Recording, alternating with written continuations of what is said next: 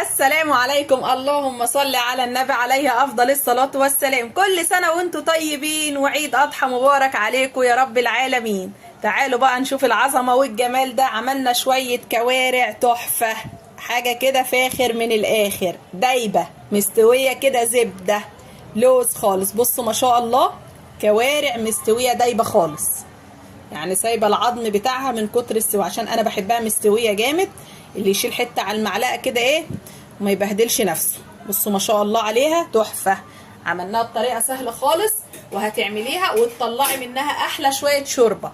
عملناها يعني بصوا في طريقه ما فيش اسهل من كده. تعالي بقى معايا من غير كتر كلام نصلي على الرحمن ونشوف عملنا العظمه والجمال ده ازاي. بس اوعي تنسي اللايك، اوعي تنسي تفعلي زر الجرس عشان يوصلك كل جديد. يلا بينا نشوف عملنا العظمه والجمال ده ازاي.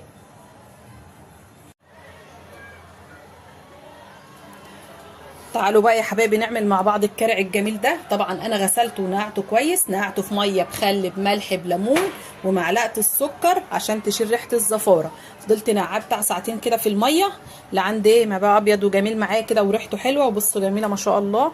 طبعا انا جايباها صبحه وجايباها فريش. بصوا ما شاء الله جميله ولونها فاتح وحلوه. لما تروحي تشتريها تشتري الرجل القدامانيه بتبقى احسن من الرجل اللي ورا، بيبقى فيها لحم اكتر. وتشتري اللي بتبقى دي لونها احمر، الضفر بتاعها ده بعد ما بتتنضف كده تلاقيه لونه احمر، تعرف ان هي صبحه وفريش. لكن لو الكارع لقيت الضفر ده اسود ولونه غامق والجلد ذات نفسه ده لونه اصفر كده، تعرف ان دي ايه بايته عند الراجل ومش فريش. فعشان تجيبها صبحه لازم تبقى بيضه ايه وزي الفل كده معاك. تعالي بقى انا حاطه ميه على النار. تعالي نشوف الاول خطوه هنعملها معاها ايه. هنسويها بطريقه حلوه وهتطلعي منها احسن طبق شوربه، والشوربه بتاعتها تكون رايقه كده وجميله. تعالي بقى ايه نشوف ايه هنعملها ازاي. انا معايا هنا الميه بتاعتي بتغلى اهيت، مش هحط فيها اي حاجه، هحط بس الكوارع تغلي شويه مع الميه دي، عشان انا هرمي الميه دي تاني واحط لها بقى ميه نظيفه بالتوابل بالبهارات بتاعتها. فطبعا انا مش هحط حاجه، لان لو حطيت توابل فيها هرميها يبقى انا ما استفدتش بحاجه.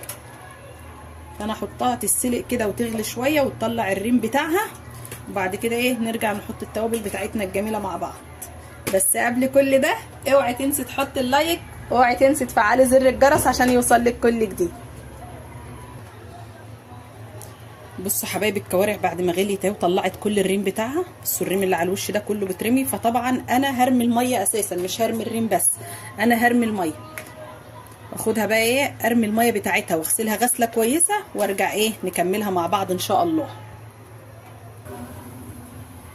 كده حبايبي انا ايه غسلت الكوارع وصفيت من عليها الميه. عندي بقى التوابل بتاعتي، عندي لورا وحبهان وكوبيبه صيني وفلفل اسود حصى وبصلايه وقطايه وبشره جوز الطيبه. هحط كل التوابل ده عليها. عايزه الاول تديهم تشويحه بمعلقه سمنه بلدي كده قبل ما تحط الكوارع، ممكن تعمليها. عايزه تعملي زي ما انا هعمل كده براحتك برضه. هنزل عليها بميه سخنه، ميه مغليه. وادي الميه بتاعتي اهي. بسم الله الرحمن الرحيم. وهسيبها بقى لما تغلي غلوتين كده، وبعدين اوطي عليها النار واسيبها ايه تتدمس اكنك بتدمسي فول. توطي عليها النار هتاخدي منها احلى كوارع وهتلاقيها زبده معاكي كده. هتعلي النار عليها مش هتستوي معاكي على طول، والشوربه بتاعتها هتخلص وهتضطري كل شويه تزودي ميه. لكن ما بتوطي عليها بتبقى طريه ومستويه، والشوربه تلاقيها بخيرها كده وزي ما هي معاكي. وكده خلاص انا هسيبها لما تاخد غلوه، بعد كده ايه اوطي عليها. عايزه تحطي فصين توم كمان معاها ممكن تحطي فصين توم، التوم بيشيل ريحه الزفاره. انا اسيبها بقى لما تغلي وبعدين اوطي عليها. بصوا حبايبي كده الكوارع غليت معايا اهي. بصوا مش مطلعه ريم ولا اي حاجه كده. هتاخدي منها احلى طبق شوربه، الشوربه بتاعتها تكون رايقه وجميله. اهدلها بقى النار واسيبها بقى ايه تستوي براحتها. طبعا الكوارع عارفين ان هي بتاخد وقت. انا كده هديت لها النار واغطي عليها واسيبها بقى ايه تعيش مع نفسها، وارجع لكم بقى ايه ان شاء الله اوريها لكم بعد ما تستوي. بصوا حبايبي اللهم صل على النبي، الكوارع بتاعتنا بعد ما استوت انا سبتها لما دابت خالص. بصوا سايبه العضميه خالص اهي مستويه جدا.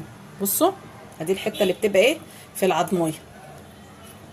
طبعا هي بتاخد وقت. انا وطيت عليها تتدمس كده والشوربه بتاعتها رايقه وجميله ما شاء الله.